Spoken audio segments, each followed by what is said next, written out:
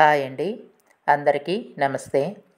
నేను ఇప్పుడు చూపించబోయే వీడియో 1992-93 సంవత్సరానికి సంబంధించిన వీడియో అండి. 30 ఏళ్ల నాటి జ్ఞాపకం మీతో పంచుకోవాలని మీకు ఈ వీడియో చూపిస్తున్నాను. ఇది షాల్ అండి.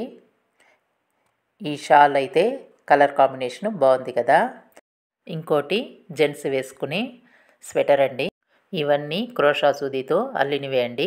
మేము రెంటుకున్న పక్క పోర్షన్లోనే సుకన్య అనే ఆమె పరిచయమైంది. ఆ పరిచయం కాస్త ఫ్రెండ్షిప్గా మారిందండి. తను నేర్పించినవే ఇవన్నీ.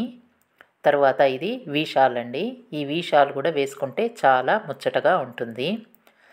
కింద కొన్ని కుచ్చుళ్ళు కూడా పెట్టాను, కానీ 1-2 కుచ్చుళ్ళు కనబడడం లేదు. తర్వాత ఇది నెక్కు కూడా నాడా పెట్టాము. మనం ఎప్పుడైనా వేసుకున్నప్పుడు నెక్ దగ్గర లూజుగా ఉంటే ఈ విధంగా టైట్ చేసుకుంటే ఫ్రిల్స్గా కనిపిస్తుందండి ఈ వీ షాలు.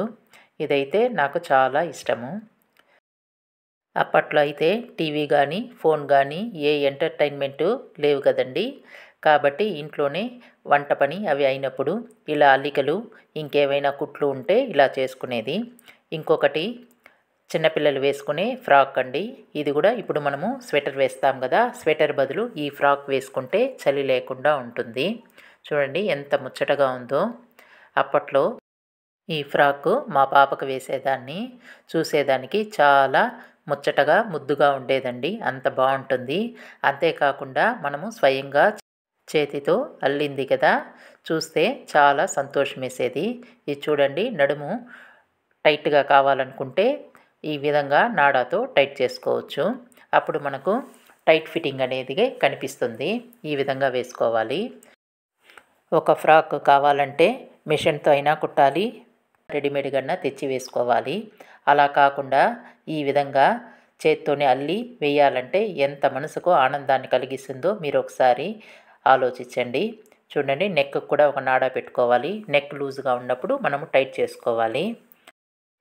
ఇవే కాకుండా నేను మధ్యాహ్న సమయాల్లో ఖాళీగా ఉన్నప్పుడంతా బొమ్మలు కూడా ఉల్లన్తోనే వేసుకునే వాళ్ళము.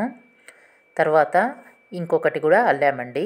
అది వచ్చి మనకు తాంబూల తట్టపైకి యూస్ అవుతుంది.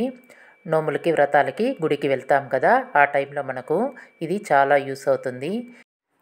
అప్పట్లో ఇవి అల్లడము స్టార్ట్ చేస్తే ఇంకా అయ్యే వరకు ఇంకా కంటిన్యూగా అల్లుతూనే ఉండేవాళ్ళము. అల్లేటప్పుడైతే మాకు సమయము ఎలా గడుస్తుందో కూడా మాకు తెలియదు. ఆ విధంగా ఇద్దరం మాట్లాడుకుంటూ అల్లుకునే వాళ్ళమండి. ఈ ఉల్లన్ అల్లికలన్నీ అయిపోయాక క్రమేపీ నాకు ఇది ఒక హ్యాబిట్గా మారిపోయింది.